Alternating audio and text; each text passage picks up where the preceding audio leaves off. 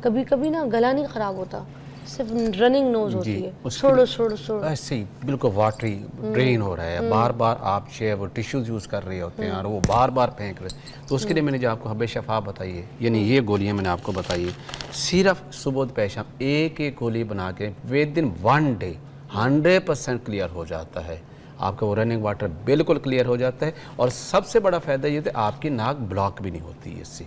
इससे बाकी आप एंटी एलर्जी दवाइयाँ लेते हैं तो आपकी नाक ब्लॉक हो जाती है, तो इससे ऐसा भी नहीं होता और बिल्कुल आप हेल्दी फील करते हैं। और कुछ ऐसी खांसियाँ होती हैं जिसकी वजह से ना आंखों में आंसू आते हैं, इतनी जोर की चुभन होती है, गले के अंदर ना एक चुभन सी लगती है, करंट वाला वायर किसी ने सेंटर गले में ऐसे बार बार गले इरिटेट हो रहा होता है। और जब इरिटेट उसके बाद खांसी होना शुरू हो जाती है, तो इसको और जितना रोको उतनी और ज़्यादा इरिटेशन होती है उसके अंदर, गले के अंदर।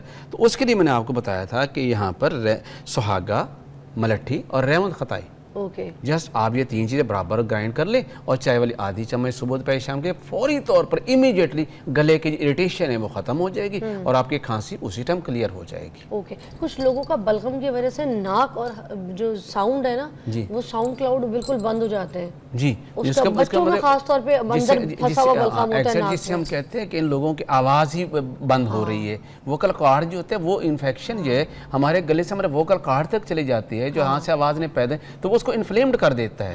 जब वो इन्फ्लेम्ड होता है तो आवाज़ निकालना बड़ा ऐसा लगता है जिससे हॉर्सनेस हो रही है, आवाज़ बैठती जा रही है, बोलना चाहते तो नहीं बोल रहा है। तो उसके लिए भी यही फार्मूलेशन मैंने बताई है जो आपके गले की इरिटेशन को इन्फ्लेमेशन को क्लियर करती है, ये आपकी वोकल कॉर्ड्स की इन्फ्लेमेशन भी क्लियर करेगी। और वही आपने इसमें लेना है सुहागा, मलट्ठी और रेवंत खताई वाला फार्मूला। हुमैरा की कॉल शामिल करते हैं लाहौर से। अस्सलाम वालेकुम। वालेकुम अस्सलाम। कैसी हैं हुमैरा जी? अल्हम्दुलिल्लाह। क्या पूछना चाहेंगी, क्या मसला आया है? जी मेरी बेटी है 20 साल को ना साल बाद नजला जुकाम ही रहता है, वो छींके इतनी आती है, सुबह सो के उसकी तरह छींकती रहती है, उसकी बहुत बुरी हालत होती है। कितने साल की है? 20 साल उसकी उम्र है। 20 साल की है, उसको नजला ही रहता है, उठती है तो बहुत ज्यादा उसको छींके आती है। जी जी, उसके जो है वो बच्चे जिनको इसको हम एलर्जिक प्रॉब्लम कहते हैं, सुबह उठते ही घर वालों को पता चल जब अलार्म चल गया है बच्चा उठेगा और छींके मारना शुरू कर देगा। ऐसे भी बच्चे होते हैं? ऐसे ही होता है, घर वालों को पता चलेगा हमारा ये बच्चा उठ गया, क्योंकि जैसे ही उठते हैं उनको छींक आना शुरू हो जाती है। जैसे एसी से बाहर जाता है तो उसको छींक आना शुरू हो जाती है, बाहर से एसी में आता है तो इसको छींक आना शुरू हो जाती है। उसकी वजह क्या होती है? इसके नाक के अंदर जो म्यूकोजल मेम्ब्रेन है उसके अंदर स्वेलिंग हो चुकी होती है। और हमारी तिब का कामयाब तरीन एक ही फार्मूला, अगर 2-3 माह वो माजून इस्तेमाल कर ली जाए तो जितनी पुरानी क्यों ना ये एलर्जी का प्रॉब्लम हो रही हो, जिससे स्नीजिंग हो रही है और ये सारा मतलब, वो है हम अतरीफल कशनीज़, इसी नाम पे मार्केट में मिल जाती है। हमदर्द, अजमल, करची और कोई भी फार्मेसी इसको बना रही है, वो लेके आधी चम्मच सुबह आधी चम्मच इस्तेमाल करें, लेके 3 माह रेगुलर इस्तेमाल करें तो पुराना से पुराना ये एलर्जी वाली प्रॉब्लम 100% ठीक हो जाती है।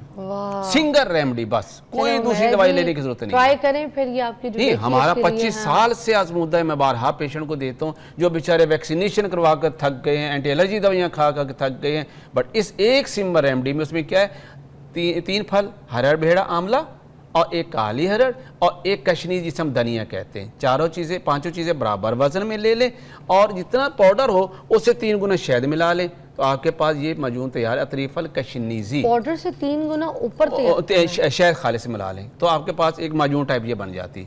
यानी आपने हरड़ का छिलका लिया, भेड़ा का छिलका लिया, आंवले का छिलका लिया, काली हरड़ ले ली और कशनीज यानी धनिया खुश्क ले लिया। ये आपके पास 5 चीज़ें आ गई। 5 चीज़ों का पाउडर कर लिया।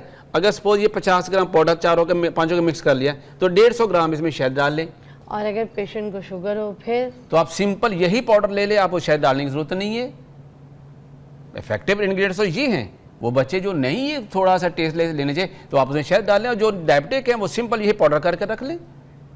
आधी चम्मच सुबह आधी चम्मच शाम खाएं और ऐसे मैजिक रिजल्ट मिलेंगे, हैरान रह जाएंगे। जिन बेचारों के बाल सफ़ेद हो चुके हैं ऐसे नज़ले की वजह से कि छींकें आके, वो भी ठीक हो जाती है इससे। अच्छा इसहाक साहब, ये जो नज़ला गले में गिरने की वजह से ना लोगों के बाल सफ़ेद हो जाते हैं, उसका क्या इलाज है? उसकी यही तो बता रहा हूँ, गले में क्यों गिरते हैं। ऐसे लोगों के नाक के अंदर पोलिप्स बन चुके होते हैं जिसके ये बेचारे बार बार ऑपरेट करवा रहे होते हैं। इनको अगर यही फार्मूला जो मैंने अतरीफल कशनीज़ी बताया है, जिसमें हरड़, भेड़ा, आंवला, काली हरड़ और धनिया खुश्क, चारों पांचों चीज़ों का पाउडर करके आधी आधी चम्मच सुबह शाम लें तो बगैर ऑपरेशन के नेज़ल पोलिप्स ठीक हो जाते हैं, नाक में बने हुए गदूद ठीक हो जाते हैं।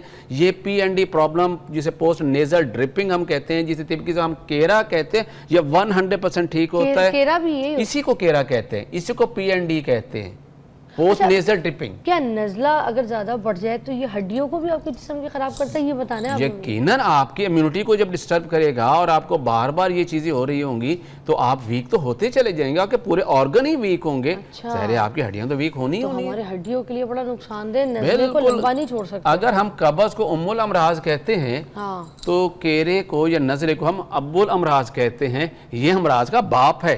कब्ज़ अगर अब्बुल अबराज, अब्बुल अमराज, अगर कब्ज़ को हम उम्मुल अमराज कहा कि अमराज की माँ है तो नज़ला जो है वो अमराज का बाप है। अच्छा। उससे बहुत सारी प्रॉब्लम्स आगे चलेंगी आपको। सिर नज़ला हुआ, फिर खांसी हुआ, फिर दमा हुआ, फिर केरा हुआ, फिर नेज़ल पोलिप्स बन गई और आप इसके अजीब प्रॉब्लम के शिकार होते चले जाएंगे। अर्ली स्टेज पे इसको डायग्नोज कीजिए, इसकी तशखीस कीजिए किस टाइप का है, जैसे मैंने आपको वजाहत बता दी है उसके मुताबिक सिंपल से हर्ब यूज़ करें और आप क्रॉनिक फॉर्म में नहीं जाते, वहीं पे क्लियर हो जाता है। चीचा वतनी से कॉल है। यास्मीन, क्या सीन? यास्मीन, हाय यास्मीन।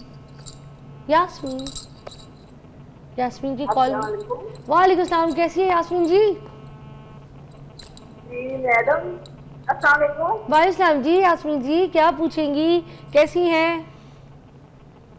जी मैंने सवाल ये पूछना है, मेरे मियाँ सिगरेट पीने से उसको छाती से बलगम बहुत आती है। उनके मियाँ को सिगरेट पीने से छाती से बलगम बहुत आती है। पहले तो ये है कि आप उनकी जो है बलगम जी की बड़ी वजह जो बन रही है वो उनके यही है कि सिगरेट है। सबसे पहले तो उनको सिगरेट बंद कर दीजिए और देन उसके बाद बलगम को खारिज करने के लिए मैंने आपके सामने बताया है कि आपने सुहागा, मलट्ठी और रेवन खताई ये 3 चीज़ें बराबर वजन में लेके चाय वाली आधी चम्मच सुबह दोपहर शाम करें तो ये छाती को ऐसे ही साफ़ कर देते हैं जैसे धोबी कपड़े को साफ़ कर देता है।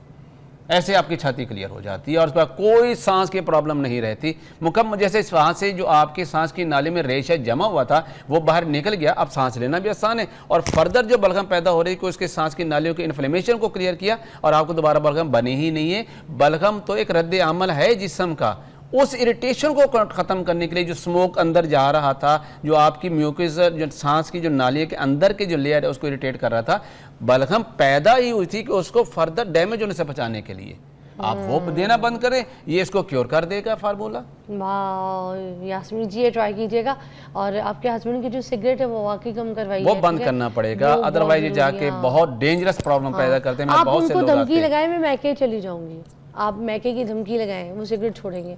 हाँ, या फिर आप उनको बोले मैं तुम्हें रोटी ठंडी दूंगी, फिर वो मैके चले जाएंगे। या आप उनको बोले मैं तुम्हारे कपड़ों में स्टे नहीं करूँगी, कुछ ऐसी बातें बोले तो वो तंग हो कि सिगरेट छोड़ें। या फिर आस्ता आस्ता उनकी सिगरेट को कम कराएं, या फिर उनकी जो सिगरेट है ना उस पर तारी मीरी का तेल लगा दें। आय हाय, वेरी नाइस। है ना।